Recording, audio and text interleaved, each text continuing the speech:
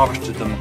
Yeah, it's pretty easy to make your own nut oil. It's very good for people who have nut allergies, and then I will use them throughout the winter. This is sweet chestnut flour, and it tastes and smells very, very much like cinnamon. It has similar effects. Aromatic. It smells divine. Hello, and welcome back to the forest garden. 2 days ago was the winter solstice, which makes today the day before the day, before the night, before the dawn, before the day of Christmas, or the 22nd of December. And people often ask, what's growing in the forest garden to eat in December? What is there to harvest, and what do you have for your Christmas dinner? Well, I'm actually eating elsewhere this Christmas time, but if I were to have a Christmas feast, I would like to show you a couple of recipes that are possible, made from 100% forest garden ingredients. On a hill near a wood, where nobody goes, up a track, through a gate, the food forest grows, with secrets and treasures for everyone's pleasure, and roads discovery.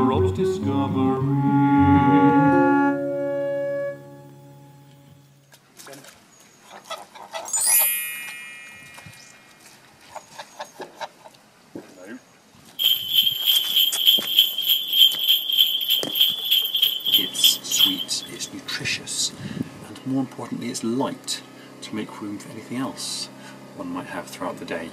The first ingredient, duck eggs, collected this morning.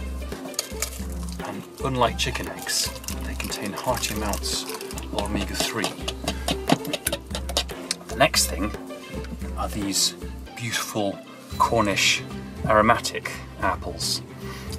But the Cornish aromatic is one of the few apples that grow here, of the 6 varieties, that will keep until February.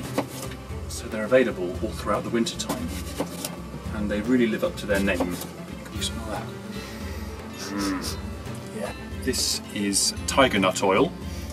It was produced on site not long ago. Tiger nuts aren't true nuts. They're little stripy tubers. They're a semi-aquatic vegetable, and I grow them in different places where the soil is quite swampy, in the greenhouse and in the pond.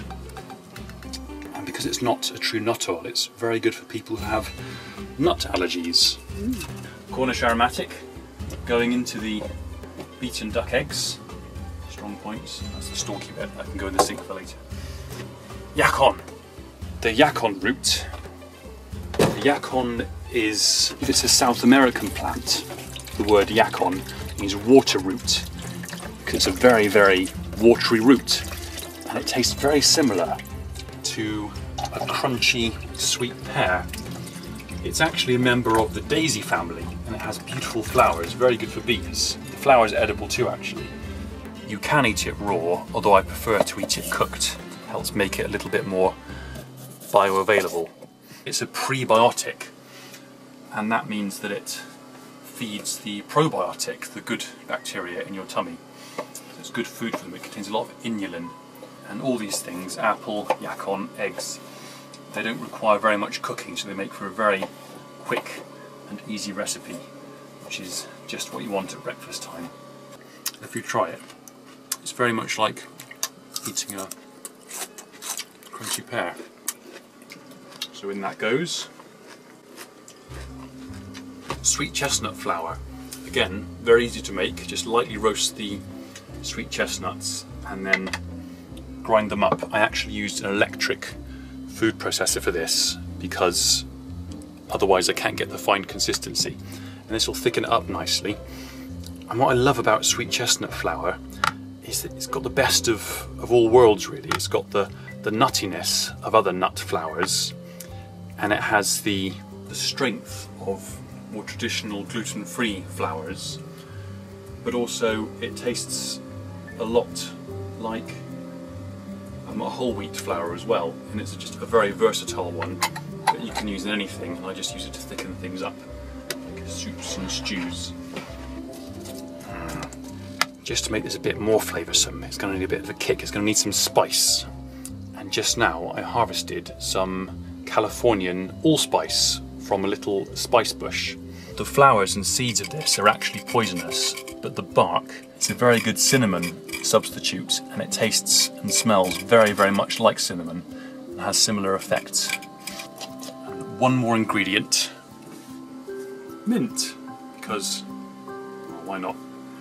And mint really helps with digestion as well as having copious amounts of vitamins and antioxidants, and it's just growing all the year round, so why not use it in anything where it would taste good? What do you think? Is that ready for going in the pan? Well then, here it goes. The oil's just hot enough. I ought to have chosen a bigger pan.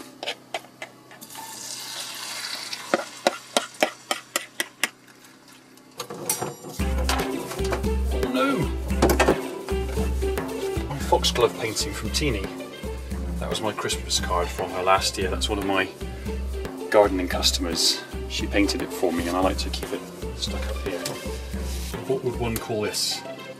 Is it an omelette? Is it a frittata? Is it a mix of weird stuff? It doesn't look particularly appetizing. The egg's gone a bit grey, but it smells divine. Oh, hot handle, hot handle, hot handle.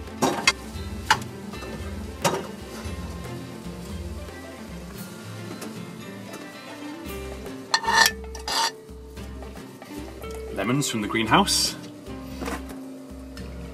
I'm just amazed how lemons grow here. I planted the trees and they just grow. Lemons on Christmas Day. I need not say too much about the health benefits of lemons, how very, very good they are for alkalizing the blood and all the vitamins they contain. I mean, the acidity of a lemon is about, it's pH 3 I think, but as soon as you metabolize it, it goes right up to 7. And never waste the lemon skins.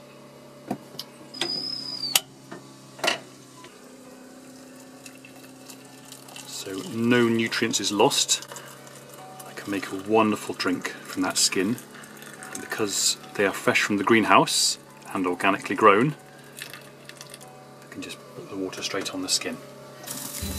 And now a little bit of precious, precious golden honey from the bees. For its sweetness, but also for all its medicinal properties that are especially important to benefit from in winter. There are 22 kinds of wildflowers in this honey, just outside. There's also quite a bit of ivy nectar in it as well, which gives it quite a sharp edge. So sweet.